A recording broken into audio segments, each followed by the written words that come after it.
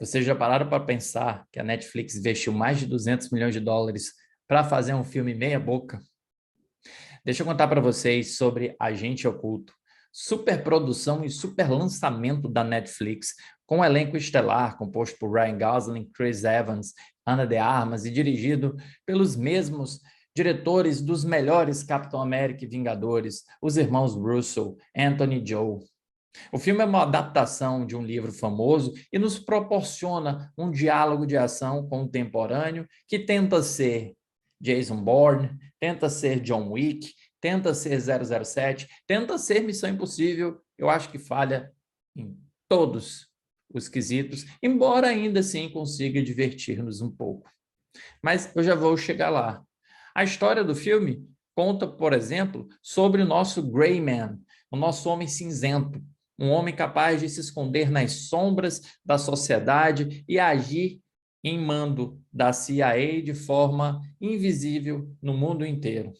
Eu estou falando de Six, que é justamente o sexto membro de um programa de super assassinos, um sujeito retirado da cadeia para poder dedicar a sua vida para a CIA.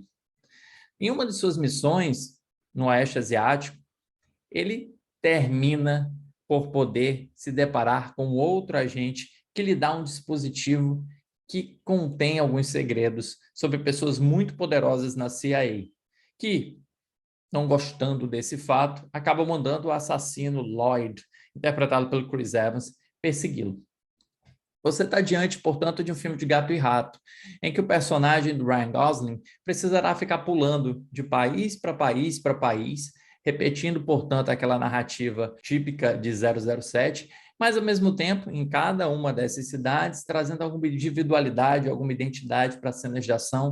Em contrapartida, o que me parece falhar muito em Um Agente Oculto, talvez sejam 3 pontos. O primeiro deles é como o filme não encontra uma boa definição de que tipo de cinema de ação ele quer ser. Eu consigo, aqui de uma forma bem simplista, dividir com vocês que há um filme de ação que ele é mais construído no trabalho de câmera e na montagem, que é o caso do cinema de ação do Michael Bay, do Paul Greengrass. Há um outro cinema de ação que tem maior preferência por coreografias elaboradas ou por grandes stunts, como é o caso do John Wick, Operação Invasão ou Missão Impossível. O que eu quero dizer não é que nesse primeiro tipo de filme não haja coreografia e não hajam grandes stunts.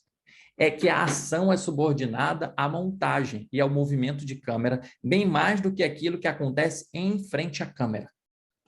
E o que eu percebo é que Agente Oculto não se decide o que deseja ser. Não é que existe uma fórmula, não é que você vai dizer que o primeiro é melhor do que o segundo.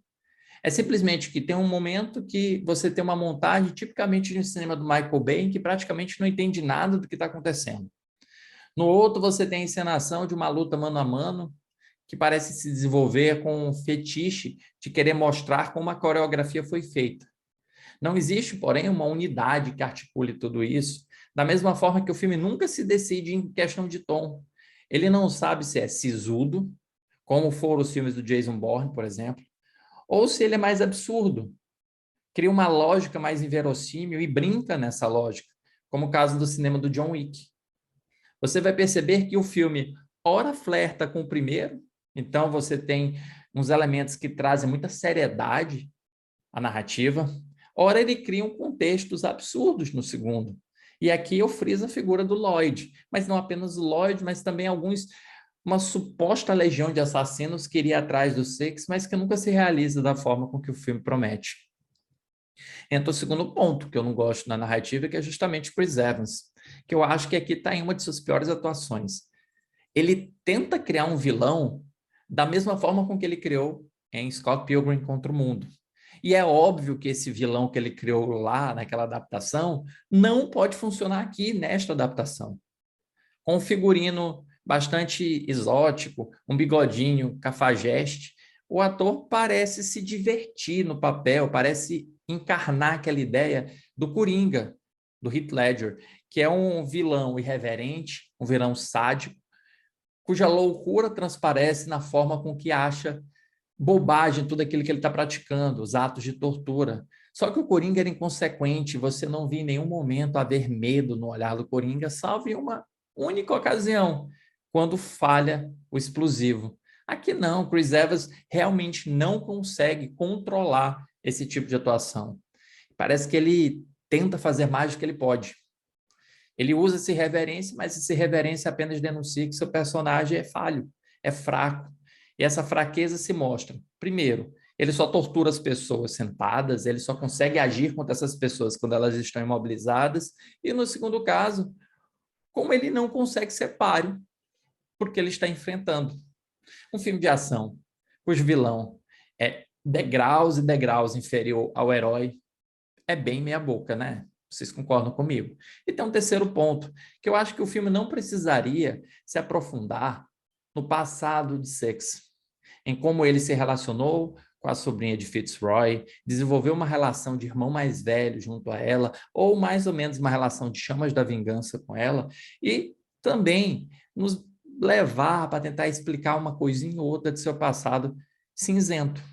Porque o que torna o personagem bom é justamente isso, nós não sabermos quem ele é, mas ele continuar agindo em direção à resolução de alguma coisa, direção ao salvamento de alguma pessoa ou conclusão de uma missão. O filme até tem um Ryan Gosling inspirado, não necessariamente porque ele está com aquela grande atuação, mas porque o personagem, bem caladão, bem sisudo, combina muito bem com a personalidade dele e ainda lhe dá a oportunidade de ter um daqueles sensos de humor bem rabugentos. Ana de Armas também está bem no papel, ela consegue ter mais instantes do que ela tinha em 007, e o restante do elenco de apoio apenas preenche espaços, mas não influencia muito no desenvolvimento da narrativa. É aquele velho caso, a gente vai se perguntar, poxa, onde é que foi parar os 200 milhões de dólares que a Netflix investiu? Em drones, sobretudo, porque o filme tem muitas tomadas de drones, algumas até em exagero, que não acrescenta absolutamente nada na narrativa e ainda prejudica o desenvolvimento do ritmo da ação.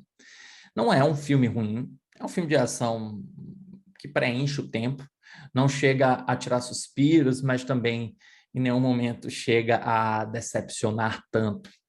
É só triste ver o desperdício de dinheiro de 200 milhões que poderiam render um filme de ação bem melhor, já que tem um elenco muito satisfatório. Para o filme Agente Oculto, disponível no catálogo da Netflix, eu dou 2,5 estrelas em 5.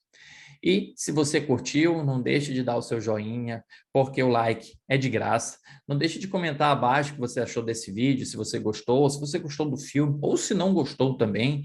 E não deixe de inscrever-se no canal e ativar o sininho das notificações, porque eu volto aqui todos os dias com críticas para vocês.